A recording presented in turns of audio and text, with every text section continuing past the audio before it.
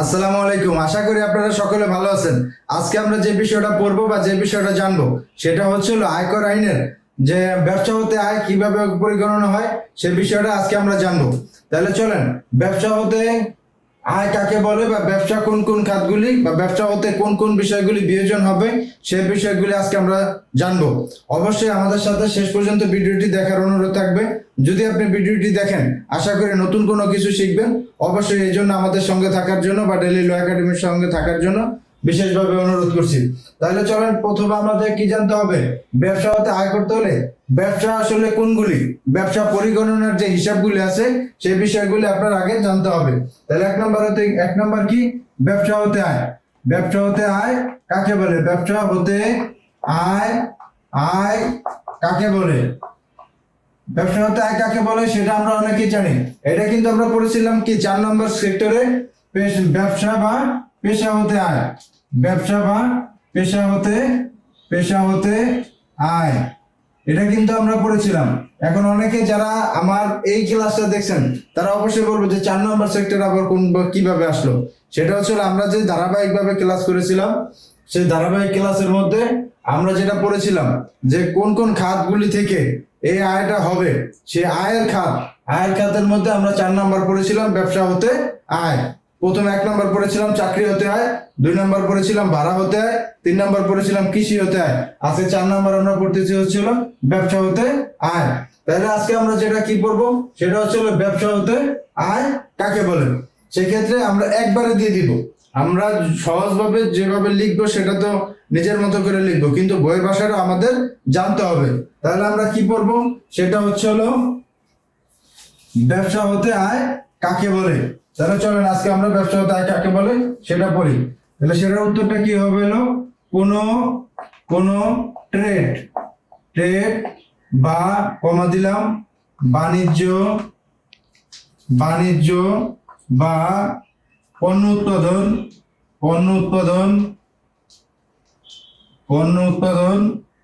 কোন ঝুঁকি গ্রহণ। এটা বলছিল কোন ঝুঁকি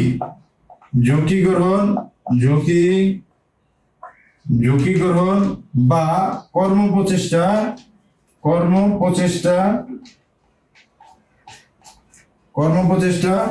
কোন সত্তার পণ্য বা সেবার বিনিময়ের মাধ্যমে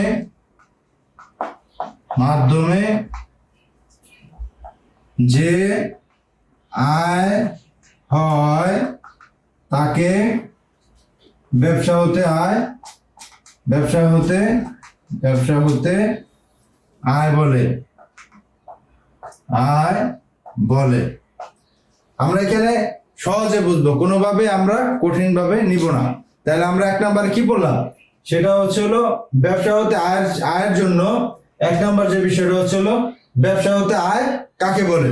তাহলে ব্যবসা হতে আয় আমরা কিভাবে পড়বো বা কিভাবে লিখবো সেটা হচ্ছে কোন ট্রেড বা বাণিজ্য বা পণ্য উৎপাদন বা কোন ঝুঁকি গ্রহণ বা কর্মপ্রচেষ্টা কোন সত্তর পণ্য বা সেবার বিনিময়ে বা মাধ্যমে যে আয় হয় তাকে আমরা কি বলবো? ব্যবসা বলবো বা ব্যবসা হতে আয় বলবো। এখানে কিন্তু একসাথে কিন্তু অনেকগুলি। সেটা কি কি? এটা হচ্ছে বাণিজ্যিক যে প্রতিষ্ঠানগুলি আছে তারা অবশ্যই কি করেন? পণ্য উৎপাদন করেন। কেউ সেবা উৎপাদন করে, কেউ সেবা দেন। সেই সেক্টরগুলি কিন্তু সব কিন্তু একসাথে এখানে দেওয়া আছে। কেউ পেশা, সেক্ষেত্রে আমরা কিন্তু এখানে পড়ছিলাম ব্যবসা বা পেশা। তাহলে আবার পেশা কি কি? পেশা হচ্ছিল ধরেন একজন আইনজীবী কি করেন? একজন আইনজীবী তার সেবার মাধ্যমে তার ব্যবসা, আইনজীবীরও যে আয় হয় সেটা কিন্তু ব্যবসার ক্ষেত্রেই পরিগণনা হবে, সেটা কিন্তু অন্য কোনো সেক্টরে পরিগণনা হবে না। তাহলে সেই ক্ষেত্রে কি হলো যে ব্যবসা হতে আয় যেটা আমরা পড়বো সেই ক্ষেত্রে যে আমরা শুধু বাণিজ্যিক বিষয়গুলি পড়বো বা ব্যবসার যে বিষয়গুলি পড়বো বা পণ্য উৎপাদনের বিষয়গুলি পড়বো, তাহলে এই যে বিষয়টা আছে ঝুঁকি গ্রহণ বা কর্মপ্রচেষ্টা, ঝুঁকি গ্রহণ ও কর্মপ্রচেষ্টা কারা করবেন? এখানে কিন্তু দুইটা বিষয়। একটা হচ্ছে পেশাওয়ালারা কি করতে পারেন? ব্যবসাওয়ালারা কি করতে পারেন?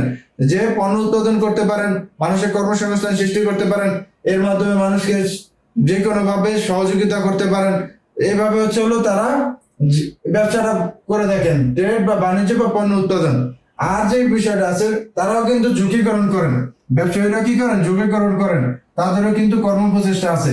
তাহলে সবকিছু মিলে যে যে বিষয়টা হবে, এই সেক্টরগুলি থেকে বা এই খাতগুলি থেকে যে আয়টা হবে, সে আয় হচ্ছে হলো ব্যবসায়ী আয়। তাহলে চলুন পেশা হতে, তাহলে পেশা কারা? একজন আইনজীবী, একজন আইনজীবী কিন্তু তার হচ্ছে এটা পেশা। এটা এই খাত থেকে যে আয় হবে, সেই আয়ও কিন্তু কি করা হবে, ব্যবসা হতে আয় বা পেশা হতে আয়। এই সেক্টরের যে হিসাব আছে সেই হিসাব অনুযায়ী হবে। যদি কেউ অন্য কোনো সেক্টর নিয়ে হিসাব করে যে অন্য অন্য খাত থেকে আয়, আমরা কিন্তু সামনে আসতেছি, যেটা হচ্ছে আমরা 7 নম্বরে পড়েছিলাম অন্য অন্য খাত থেকে আয়, তাহলে সেটা কিন্তু আর এটার মধ্যে হবে না। তাহলে কি ব্যবসা এবং পেশা হতে আয়, এটা কিন্তু এই ব্যবসায়িক যে ক্যাটাগরি আছে এইটার মধ্যে যে হিসাব হবে, এই হিসাবের মধ্যে এটা অন্তর্ভুক্ত হবে।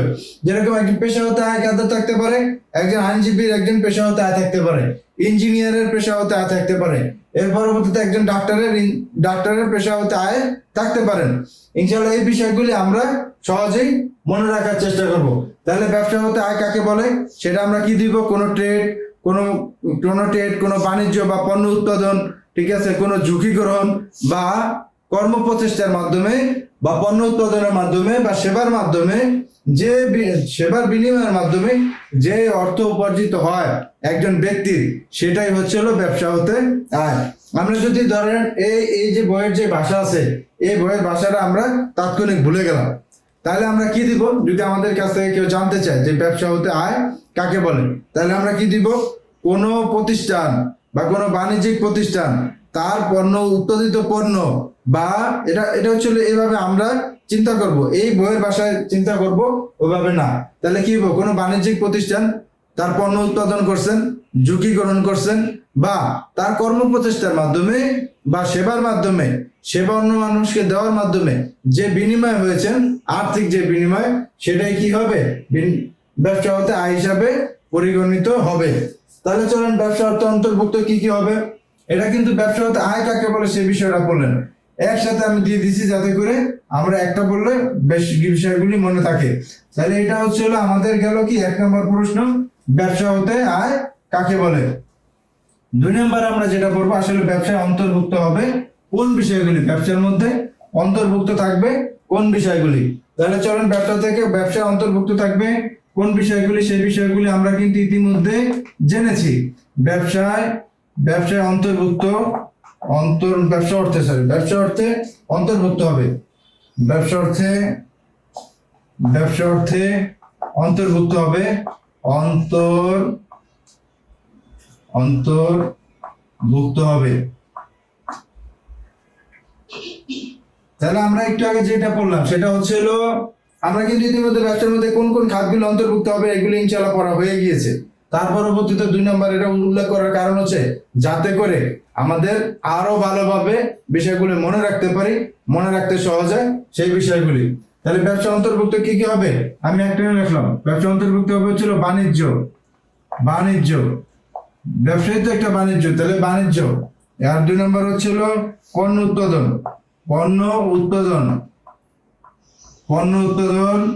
3 নম্বর এরপর হচ্ছিল সেবা, পণ্য উৎপাদন, সেবা বা যে কোনো ধরনের পেশা, যে কোনো ধরনের পেশা বা বৃত্তি। আচ্ছা, অনেকে কিন্তু এখন অন্যরকম ভাবে প্রশ্ন করতে পারেন, সেটা করার কোনো দরকার নেই। আপনারা সহজে বুঝেন বা সহজে আমরা বোঝার চেষ্টা করি যাতে করে আমাদের মনে থাকে।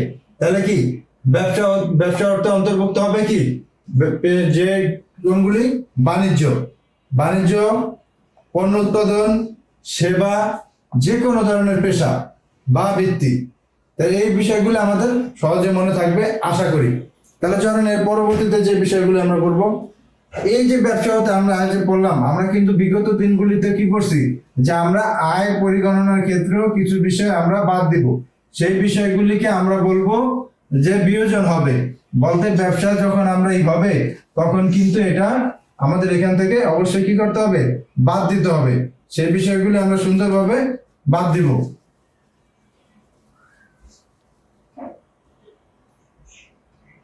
চলেন তাহলে সেই বিষয়গুলি কি হবে, সেই বিষয়গুলি হচ্ছে হলো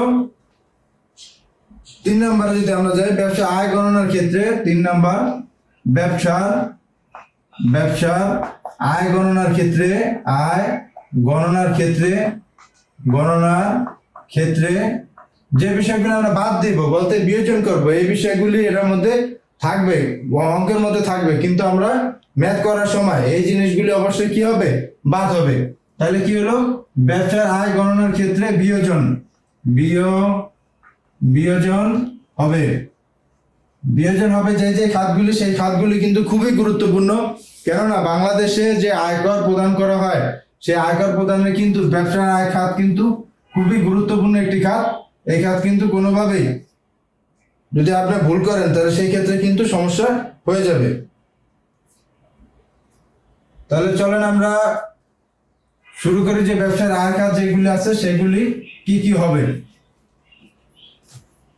1 নম্বর হবে কি, 1 নম্বর হচ্ছিল আপনার কাঁচামাল। 1 নম্বর, এটা একটু দাগ দিয়ে দিই। এটা কিন্তু খুবই গুরুত্বপূর্ণ। এটা কোনোভাবে যারা আমরা আয়কর আইনজীবী পরীক্ষা দিব বা আয়কর আইনজীবী পরীক্ষা নাও দিব, কিন্তু আপনি তো একজন বাংলাদেশের নাগরিক, আপনারও কিন্তু ট্যাক্স প্রদান করতে হবে, বা আপনার আত্মীয় স্বজনের মধ্যে বা বন্ধু বান্ধবের মধ্যে কেউ কিন্তু ট্যাক্স প্রদান করবে। তাহলে তারা সব বেশিরভাগই হচ্ছিল ব্যবসায়ী। চাকরিজীবী কিন্তু সংখ্যা খুবই কম। আমাদের দেশে যদি 10 লাখ চাকরিজীবী থাকে তাহলে কিন্তু মনে করেন যে 20 লাখ আছে মনে করেন যে ব্যবসায়ী। তাহলে এই ব্যবসা বা পেশার সাথে যুক্ত মিনিমাম 30 লাখ। তাহলে আপনার চিন্তা করতে হবে আমার ব্যবসার ক্ষেত্রে যে আয়গুলি আছে সেই আয়ের খাতগুলি কিন্তু আমার খুবই ভালোভাবে পড়তে হবে বা মনে রাখতে হবে। তাহলে চলেন আমরা 1 নম্বর কি লিখবো, কাঁচামাল। 1 নম্বর কি হবে, কাঁচামাল কমা হচ্ছিল মজুদ পণ্য, এর পরবর্তীতে হবে হচ্ছিল মজুদ ব্যয়। এই জিনিসটা কিন্তু আমরা যারা ব্যবসা শিক্ষা শাখার আছি তাদের কিন্তু বুঝতে খুবই সহজ হবে। আর যারা মানবিক শাখা থেকে আইন পেশায় আছেন বা এলএলবি করতেছেন তাদের একটু বুঝতে সমস্যা হইতে পারে। আশা করি আমার সাথে যুক্ত থাকলে আপনাদের এই সমস্যাটি হবে না, ইনশাল্লাহ নিশ্চিতভাবে বলতে পারি। তাহলে 1 নম্বর আমরা কি বললাম, ব্যবসা আয় গণনার ক্ষেত্রে বিয়োজন হবে কি, 1 নম্বর সেটা হচ্ছে কাঁচামাল বা মজুদ ব্যয়। কি হবে, কাঁচামাল বা মজুদ ব্যয়। যে কাঁচামালটা, এটা আমরা এখন আপাতত ব্যাখ্যায় যাচ্ছি না, ব্যাখ্যা গেলে আমাদের ক্লাসটি অনেক দীর্ঘ হয়ে যাবে, এতে আপনাদের সমস্যা হতে পারে। 2 নম্বর কি পড়বো, 2 নম্বর পড়বো হচ্ছিল শুল্ক। কি এটা হচ্ছিল শুল্ক, একসাথে বলি শুল্ক। এরপর হচ্ছিল পৌর কর, এরপর হচ্ছিল স্থানীয় কর, এরপর হচ্ছিল ভূমি উন্নয়ন কর বা আমরা কিন্তু গত ক্লাসে পড়েছিলাম কৃষি খাতে, সেটা কি হবে, বাদ যাবে কি, ভূমি উন্নয়ন কর বা খাজনা। এর পরবর্তীতে কি করবো, সরকারি ফি। এই বিষয়গুলি কিন্তু আমরা ব্যাখ্যা যাব না, এই বিষয়গুলি কিন্তু আমাদের পুরোপুরি মুখস্থ থাকতে হবে। এটা আপনারা খুশিতে করেন, আর যদি মনে করেন না করেন বা বেচারা করেন, আপনার মুখস্থ করতে হবে। না মুখস্থ করলে কিন্তু ভাই হবে না, আপনার অবশ্যই এটা মুখস্থ করতে হবে।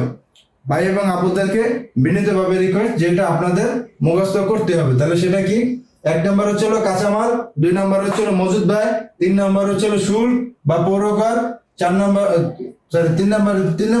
নম্বরের মধ্যে সব কি করা আছে, শুল্ক, পৌরকর, স্থানীয় কর, ভূমি উন্নয়ন কর বা খাজনা বা সরকারি ফি।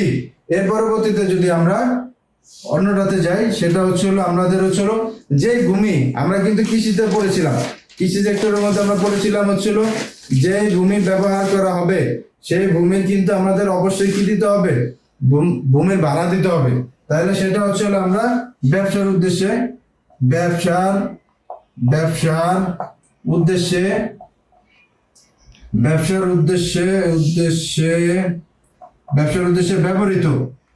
ব্যবহৃত ভূমি ভূমি বা আঙ্গিনা, আঙ্গিনার জন্য পরিশোধিত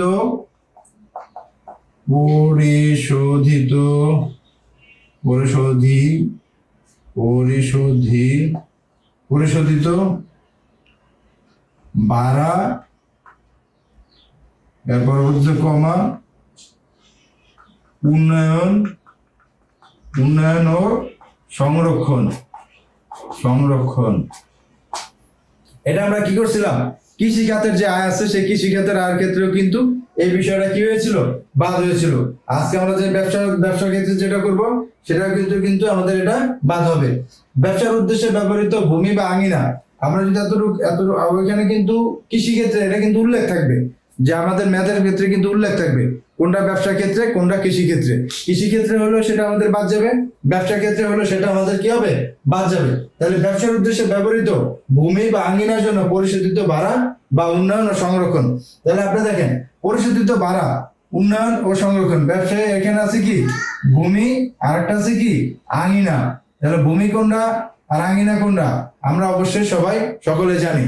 তাহলে ভূমিও নিতে পারেন ভাড়া ব্যবসা করার জন্য, বা ওখানে একটা আঙ্গিনাও নিতে পারেন, যে পুরা জমির বা পুরো একটা ভবনের বা পুরো একটা জায়গার যে একটা দোকান নিলেন বা একটা অফিস নিলেন, একটা ভবনের 10 তলা বিল্ডিং আছে, আপনার 3 তলা নিলেন বা 3 তলা ফ্লোরের এক পার্ট নিলেন, তাহলে সেটা কি নির্দিষ্ট একটি আঙ্গিনা বা ঘর, বা সেটা হচ্ছে হলো কি আঙ্গিনার মধ্যে অন্তর্ভুক্ত হবে।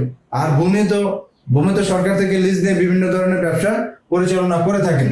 তাহলে আমরা এক নম্বর কি বললাম, বললাম এই বিষয়গুলি কিন্তু অবশ্যই ব্যবসা খাত থেকে বিয়োজন হবে। তাহলে কি কাঁচামাল মজুদ ব্যয়।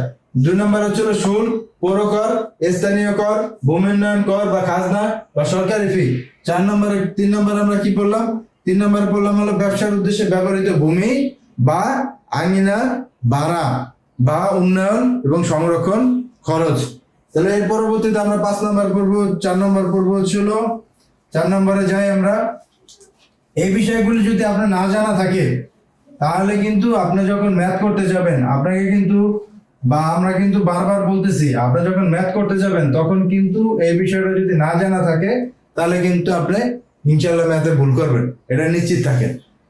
তাহলে আমাদের 4 নাম্বার কি আছে, 4 নাম্বার হচ্ছিল আমরা পড়বো হচ্ছিল মেরামত বা সংরক্ষণ। মেরামত বা সংরক্ষণ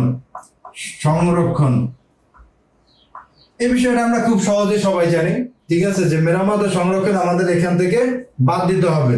5 নম্বরটা যদি আমরা পড়ি সেটা হচ্ছে বিদ্যুৎ বিল, বিদ্যুৎ ও জ্বালানি সহ অন্যান্য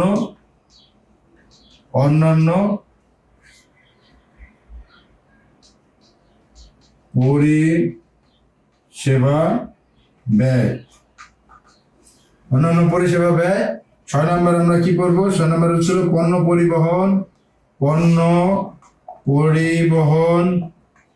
পরিবহন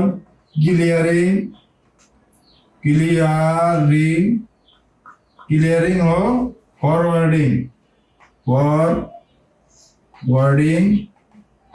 ফরওয়ার্ডিং চার্জ হবে সম্ভবত, ফরওয়ার্ডিং চার্জ। এর পরবর্তীতে হচ্ছিল 7 নম্বর হচ্ছিল বিজ্ঞাপন ও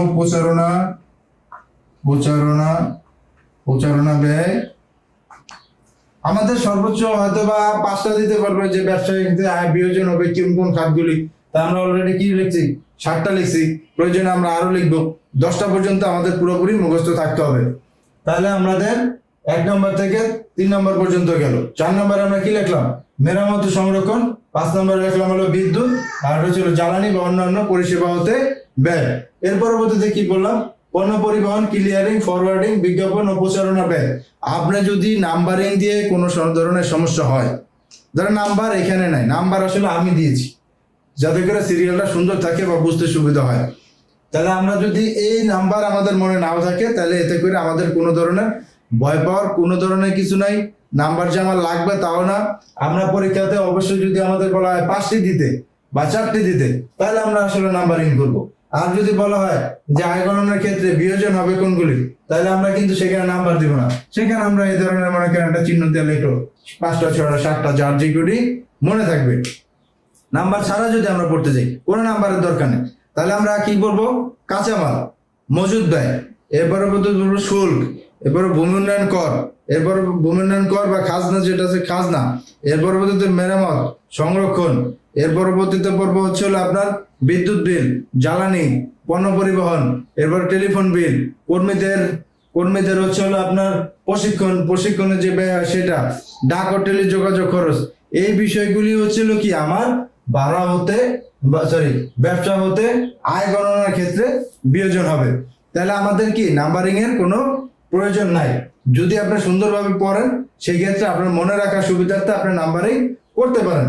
তাহলে আমাদের কিন্তু আরো আছে, এখানে যদি আমরা 8 নাম্বার দেই তাহলে হবে হচ্ছিল যাতায়াত ভাড়া, যাতায়াত খরচ,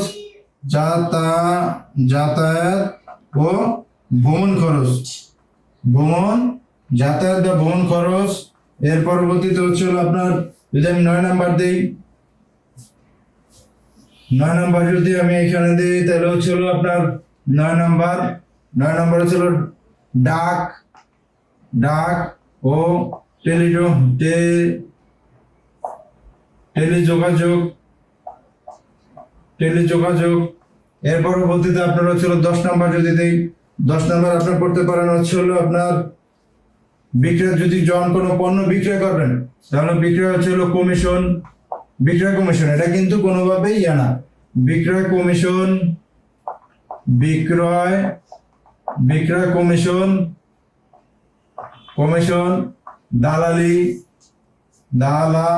দালালি, এর পরবর্তীতে আছে হচ্ছে হলো ডিসকাউন্ট, এইগুলি থাকুক, এর পরবর্তীতে আমাদের আর লাগবে না, এখানে কিন্তু আমাদের অনেকগুলি হয়ে গিয়েছে। তাহলে সেই ক্ষেত্রে আমাদের কি করতে হবে? সবগুলি বিষয় কিন্তু আমাদের মনে রাখতে হবে। তাহলে চলেন আমরা এখন একবারে যাতে করে আমাদের বুঝতে সুবিধা হয় সেই ক্ষেত্রে আমরা আবার পড়ি। ব্যবসা হতে আয় যেগুলি আছে সেই পরিগণনার ক্ষেত্রে বা ব্যবসায় আয়কর হিসাবটা আমরা সম্পূর্ণ মিল করার ক্ষেত্রে যে বিষয়টি আমরা বাদ দিব বা বিয়োজন করব সেই বিষয়গুলি হচ্ছিল এখন আলোচনার মূল বিষয়। আমরা নাম্বারিংটা ভুলে যাই, আমরা একবারে মনে রাখার চেষ্টা করি। আমরা কি পড়েছিলাম? কাঁচামাল, 2 নাম্বার বাদ, কাঁচামাল, মজুদ পণ্য, মেরামত, ভূমি উন্নয়ন কর, খাজনা, শুল্ক, এবার সরকারি ফি, এর পরবর্তীতে বিক্রয় করার জন্য কমিশন, দালালি, যানবাহন খরচ, টেলিফোন খরচ, টেলিযোগাযোগ খরচ, এবার কর্মীদের প্রশিক্ষণ খরচ, এবার ভ্রমণ খরচ, এর পরবর্তীতে হচ্ছে আপনার আর কি আছে, বিদ্যুৎ ও জ্বালানি খরচ, পরিবহন খরচ, ক্লিয়ারিং খরচ, এর পরবর্তীতে আপনার ফরওয়ার্ডিং চার্জ, এইভাবে আর বিজ্ঞাপন বা প্রচারণা ব্যয়, এইগুলি আসলে কোন ক্ষেত্রে আবার কোনগুলি ব্যয় আছে, কোন ক্ষেত্রে কত % ব্যয় দিব সেক্ষেত্রে কিন্তু আবার আলাদা আছে, ব্যাখ্যা আছে। সেই ব্যাখ্যাতে কিন্তু আমরা এখন পর্যন্ত যাইনি। ইনশাআল্লাহ আমরা জানবো যে কোন সেক্টরগুলিতে কত %, কোন খাতে কত % হিসাবে এই যে ব্যয় যে বিয়োজন হবে, কোন ক্ষেত্রে কত % ব্যয় বিয়োজন হবে সেই বিষয়গুলি আমরা জানবো।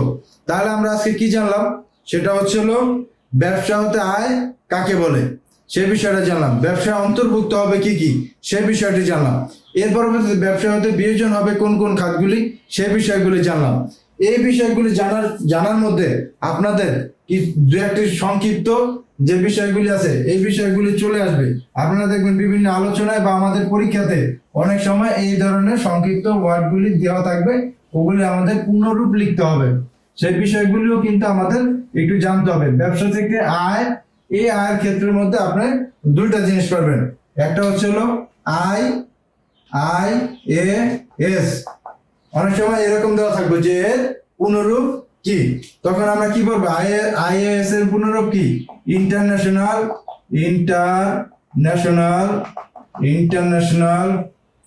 Accounting international accounting standard, STANDARDS। এরকম কথা বলা থাকবে যে IAS, এটা আবার কিন্তু অন্যভাবে আপনারা করেন না। IAS কি? এটা পূর্ণরূপ কি? International accounting standard. International accounting standard. কেননা আমাদের এই বিষয়গুলি জানা থাকতে হবে। আমরা যখন মনে করেন যে যদি কোনো মামলা হয়, আয়কর আইনে যদি কোনো মামলা হয়, তখন কিন্তু এই যে ইন্টারন্যাশনাল অ্যাকাউন্টিং স্ট্যান্ডার্ড, এটা বিস্তারিত লেখার কিন্তু সময় থাকবে না। তাহলে তখন অনেক সময় রায়ের ক্ষেত্রে বা অনেক সময় ওটার মধ্যে কি দেওয়া থাকবে, যে আইএএস অনুযায়ী, আইএএস অনুযায়ী কি হবে, তখন আমাদের বুঝতে হবে যে এই আইনটা আমরা কই পাবো। আয়কর আইনের মধ্যে যদি না থাকে, তাহলে আইএএস ইন্টারন্যাশনাল অ্যাকাউন্টিং স্ট্যান্ডার্ডের মধ্যে যে ধারাটি আছে সেই ধারার মধ্যে খুঁজলে আমরা সেই বিষয়টা পেয়ে যাব। আর একটা বিষয় আছে, সেটা হচ্ছে হলো IFRS। এটা হচ্ছে হলো international INTR international financial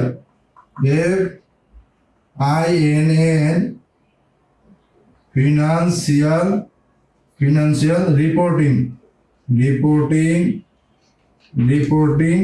standards, STANDARDS। এই বিষয়গুলি কিন্তু আমাদের সংক্ষিপ্ত যে ওয়ার্ডগুলি আছে, এই ওয়ার্ডগুলি কিন্তু আমাদের অনেক সময় 1 মার্কের পরীক্ষার প্রশ্নের জন্য চলে আসতে পারে, যে এটার পুনরূপ কি। তখন কিন্তু আমাদের এই বিষয়গুলি জানতে হবে। তাহলে 1 নম্বর কি হলো, সংক্ষিপ্ত AAS কি? International accounting standard. 2 নম্বরটা কি? IFRS, এটা হচ্ছিল ইন্টারন্যাশনাল ফিনান্সিয়াল রিপোর্টিং স্ট্যান্ডার্ড। এটা কিন্তু আমাদের অনেক সময় প্রয়োজন হতে পারে। তাহলে সেই ক্ষেত্রে আমাদের এই বিষয়গুলি কি করতে হবে, অবশ্যই মনে রাখতে হবে। তাহলে কি হলো, ইন্টারন্যাশনাল অ্যাকাউন্টিং স্ট্যান্ডার্ড, 2 নম্বর কি? International financial reporting standard. তাহলে একটা হলো IAS আর একটা হচ্ছে IFRS। চলো না, আমরা IAS যদি থাকে তাহলে আমরা কি বলবো, ইন্টারন্যাশনাল অ্যাকাউন্টিং স্ট্যান্ডার্ড। আর IFRS কি বলবো, সেটা হচ্ছে ইন্টারন্যাশনাল ফিনান্সিয়াল রিপোর্টিং স্ট্যান্ডার্ড। দুটার মধ্যে কিন্তু অবশ্যই কি আছে, তফাৎ আছে। তাহলে আমরা এগুলি কিন্তু অবশ্যই আমাদের মনে রাখতে হবে। এবং কি, এই বিষয়গুলি যখন সংক্ষিপ্ত দেওয়া থাকবে, তখন যদি আমরা কই যে IFRC কি, এর পরবর্তীতে IAS কি, তখন কিন্তু আমাদেরকে অবশ্যই এই বিষয়গুলি জেনে নিতে হবে। যদি আমরা না জানি, আমাদেরকে কিন্তু কেউ জানাই দিবে না। আমাদের নিজেদের যদি ইচ্ছা না হয়, ততক্ষণ পর্যন্ত কিন্তু কেউ আমাদেরকে জানাই দিবে না। তাহলে এই পর্যন্ত হচ্ছে আজকে ইনশাল্লাহ।